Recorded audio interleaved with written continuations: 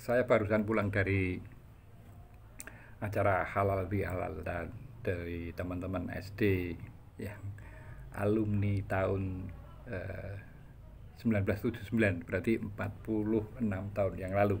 Tadi kami berkumpul, ya komunitasnya tinggal ya sebetulnya hanya beberapa gelintir, hanya tadi sekitar 15 orang, karena dulu kita SD itu hanya satu kelas yang mungkin kalau dijumlah tidak lebih dari 30 orang dulu.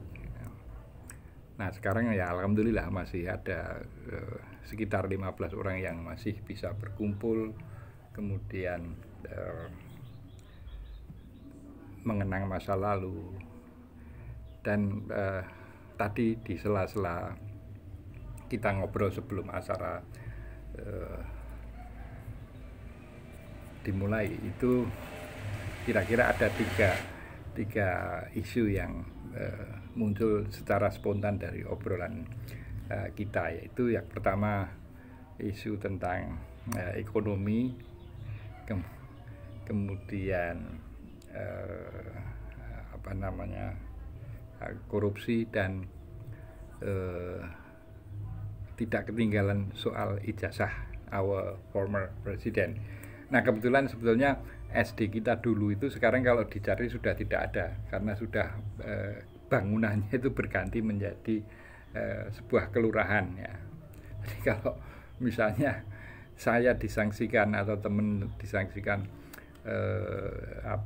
lulusan SD itu, ya satu, ijazah saya ya sudah hilang, ijazah SD itu saya cari nggak ketemu. Kalau mau bukti fisik sekolahnya pun sudah tidak ada. Jadi ya untungnya saya bukan siapa-siapa, sehingga tidak masalah orang mau percaya mau tidak, itu tidak ada impact sosial maupun politik. Nah untuk isu yang pertama itu mengenai ekonomi, itu lebih ke pembicaraan mengenai lesunya ekonomi. Jadi tadi saya sempat sambil ngerokok nunggu di luar. Jadi venue kita tadi itu di sebuah hotel di kawasan Jalan Adi Sumarmo ya, jadi jalan menuju Bandara Solo itu. Termasuk kenapa di hotel ini ada dimensi tidak hanya persoalan gengsi, tetapi rupanya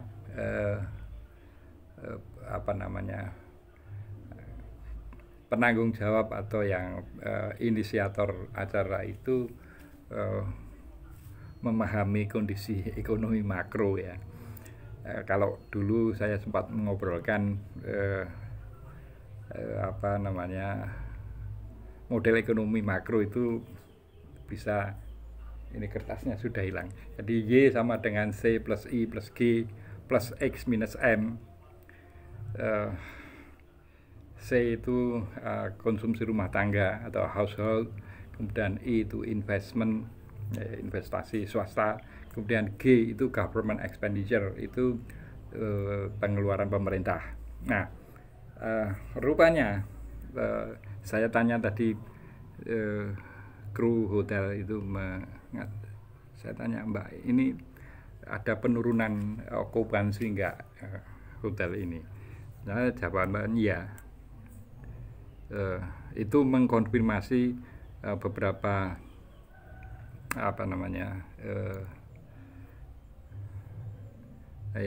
laporan para ahli ekonomi atau ekonom itu, bahwa ekonomi kita mengalami kelesuan. Kelas menengah itu sudah dilanda mantap, itu makan tabungan, sehingga itu imbasnya ya tentu ke sektor-sektor ekonomi, baik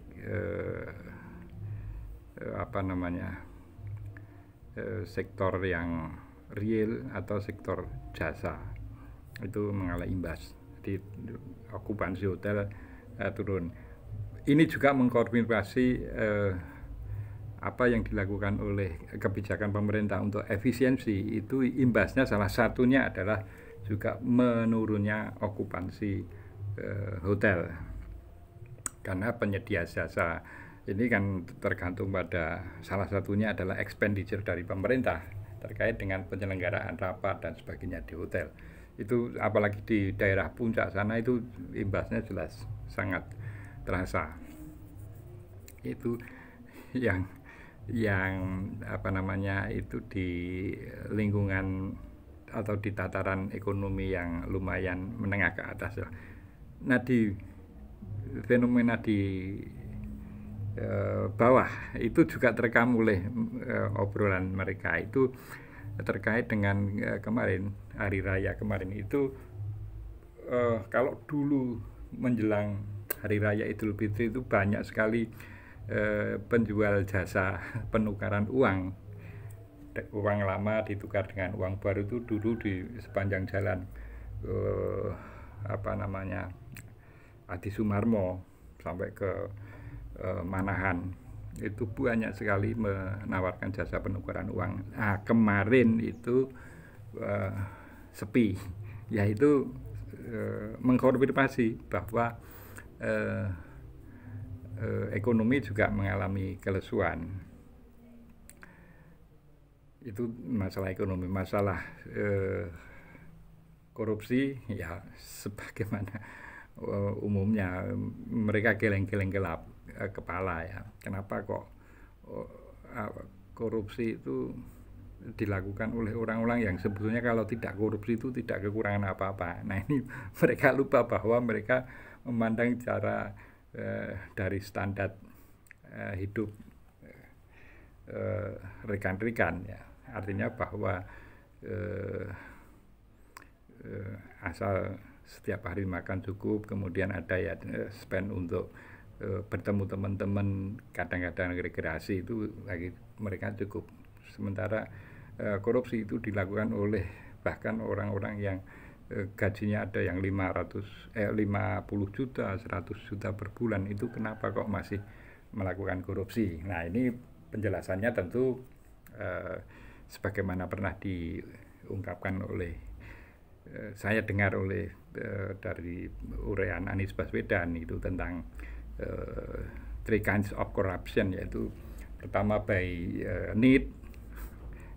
Kalau orang-orang seperti saya ini korupsi itu tuh hampir dipastikan karena faktor kebutuhan. By greedy itu karena keserakan. Ya seperti yang kita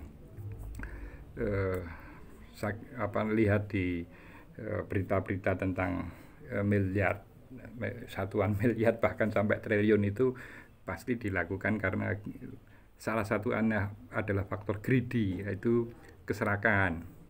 Meskipun tidak menutup kemungkinan itu corruption by system. Jadi korupsi disebabkan karena sistemnya itu memang orang sulit untuk terhindar dari perilaku korupsi.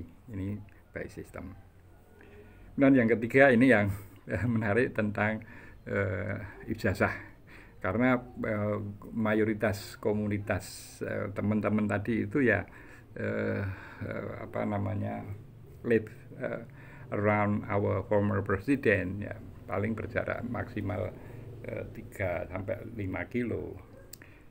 Mereka tanya kepada saya, menurutmu bagaimana ijazah our former president? Saya menjawab, saya tidak tahu. Meskipun kalau kita mau mengikuti penjelasan yang mana, penjelasan versi baik UGM maupun rekan-rekan yang selingkaran itu yang itu dalam level tertentu sebetulnya meragukan, atau penjelasan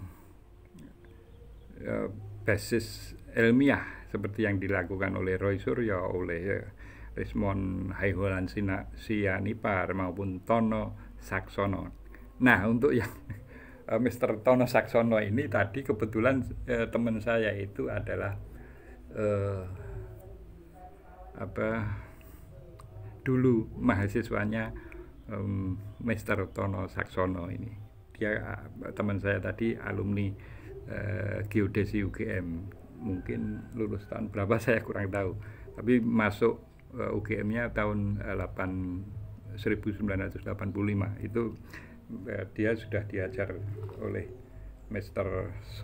Tono Saksono, dan dia berdasarkan pengamatan dan pengalaman dia tidak meragukan integritas dari Mr.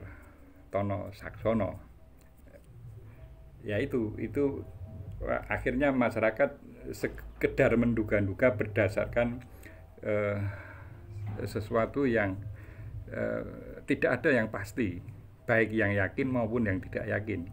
Kita hanya berdasarkan, ketika kita meragukan itu basisnya adalah ya hal-hal yang meragukan, termasuk karena basisnya adalah sains, maka kesimpulannya dalam meragukan gitu. Kalau yang yakin itu ya kesimpulannya berdasarkan testimoni atau pengakuan beberapa kalangan yang merasa berhak untuk memberikan keterangan. Itu semuanya ya saya anggap sebagai 50-50 ininya. Dan kalau beberapa obrolan saya yang lalu, sebetulnya ini UGM sangat mampu untuk memberikan semacam jalan keluar yang sifatnya clear dan final. Most unfortunately, Ibu Rektor kita, maksudnya orang-orang yang terikat dengan UGM itu menilai apa yang dilakukan oleh Ibu Rektor UGM maupun jajaran Fakultas Kehutanan itu belum maksimal untuk mengklirkan spekulasi publik. Salam konstitusi.